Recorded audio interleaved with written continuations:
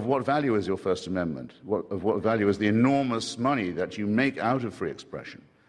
The giant revenues that are to be made in a country that enjoys the right of free publication, if it won't be defended at the very first challenge. You think it can't get worse? Yes, it can. Yale University Press, which is run by someone who used to be a publisher of mine but won't ever be again, called John Donachich, decides to commission a book by a Danish scholar on the Danish cartoons, a learned treatment of the subject, including the vexed question of, is there permissible representation of the Prophet Muhammad in Islamic art?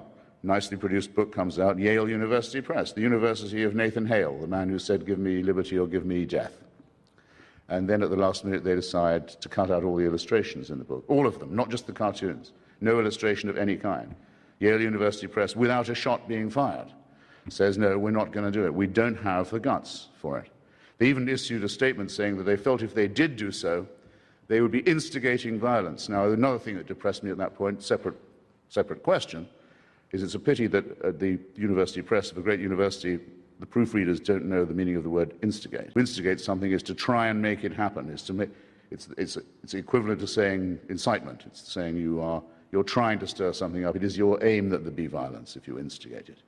In the passive use of the word, they made themselves responsible for any action taken of a criminal nature, criminally violent nature, by the publication of the book, which has two bad effects. One, it runs away and it deprives the readers, as well as the author of the book, of the right to discuss the matter freely. And second, in advance it excuses the criminal activity, because after all, it can't be their fault. It's ours for showing the pictures.